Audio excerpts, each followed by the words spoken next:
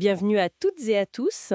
Bonjour. Alors aujourd'hui, on va explorer une approche assez intéressante pour transformer ChatGPT en un véritable assistant d'apprentissage, en tuteur personnel, quoi. Mhm. On se base sur une vidéo de Valentin G. Il y raconte son expérience, comment il est passé d'une utilisation, on va dire, assez Simple, dès le voilà, départ. à la création d'un prompt, une instruction, beaucoup plus travaillée pour apprendre de manière efficace.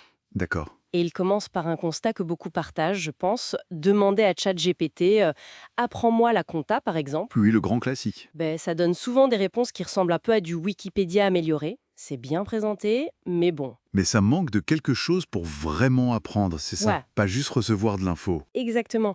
On a l'impression d'avoir trouvé un truc génial au début. Et puis, la déception arrive vite et on laisse tomber. C'est un point clé, ça. La différence fondamentale entre de l'information, même bien structurée, et un vrai processus pédagogique interactif. L'IA de base, elle fournit l'info, mais pas forcément l'accompagnement. C'est ça. Et c'est là que la source mentionne un déclic, inspiré par des gens comme Dan Coe. L'idée que c'est la façon de demander qui change tout. Ah oui. On passe de Google puissance 10 à potentiellement un coach, un mentor. Intéressant. L'auteur de la vidéo dit avoir progressé comme ça sur plusieurs sujets, l'écriture, la mémoire, même la guitare.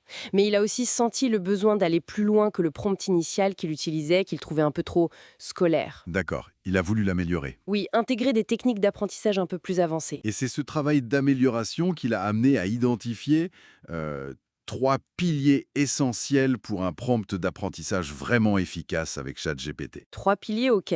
Lesquels? Alors, primo, un objectif précis. Secondo, un plan précis. Et tertio, une interaction continuelle. C'est cette structure qui, selon lui, fait toute la différence. D'accord, ça a l'air logique. Commençons par le premier, l'objectif précis. L'idée, si je comprends bien, c'est qu'on apprend mieux quand on a un projet concret en tête. C'est exactement ça.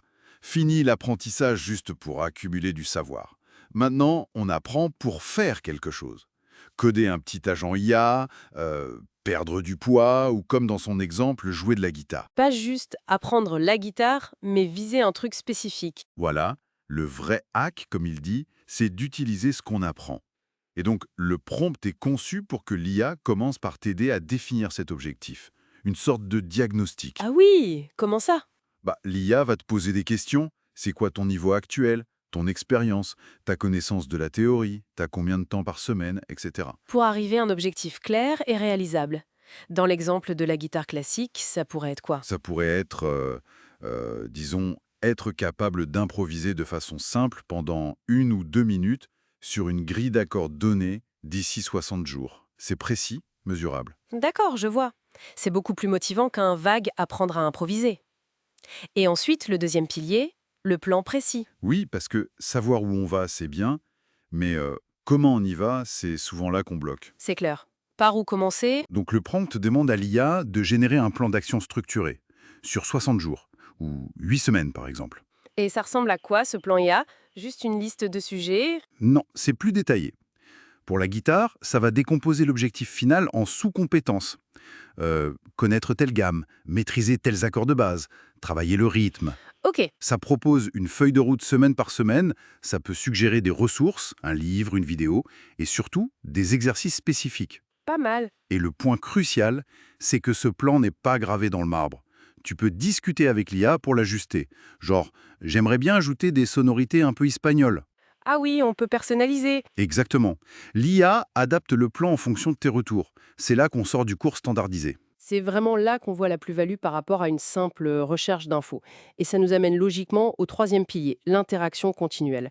C'est peut-être ça le cœur du système, non? C'est tout à fait ça. C'est ce qui permet de lutter contre le sentiment d'être seul face à son apprentissage. L'autodidacte, il est souvent seul. Mhm. Là, le prompt est conçu pour que ChatGPT ne se contente pas de délivrer de l'information passivement. Il doit interagir. C'est-à-dire, Il doit encourager à poser des questions, mais aussi lui-même poser des questions ciblées pour vérifier si tu as bien compris.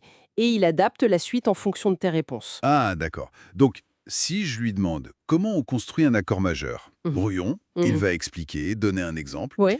et puis il pourra enchaîner avec un truc du genre « Ok, super, maintenant construis-moi l'accord de mi majeur ». Précisément, il passe du rôle d'encyclopédie à celui de tuteur actif, qui valide l'acquisition des connaissances ou des compétences.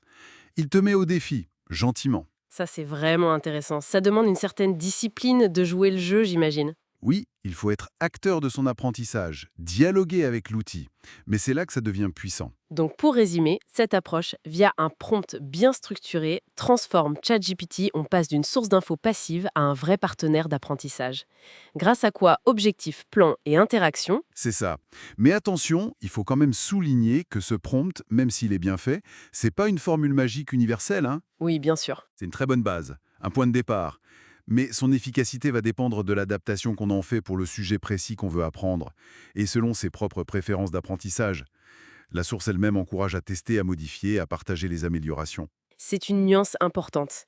Au fond, au-delà de ce prompt spécifique, c'est surtout la démarche qui est inspirante. Apprendre à mieux dialoguer avec ces IA pour qu'elles nous aident vraiment à progresser. Tout à fait. Et ça ouvre une réflexion intéressante pour l'avenir, non? Si l'IA peut nous aider à structurer un plan, à vérifier des faits, à tester notre compréhension, quelle est la prochaine étape? Hmm. Comment est-ce qu'elle pourrait nous aider à développer des compétences plus subtiles, genre la créativité, la pensée critique appliquée à ce qu'on apprend? Comment s'assurer que l'application des connaissances va au-delà des petits exercices proposés par l'IA, pour nourrir de vrais projets, une vraie compréhension profonde?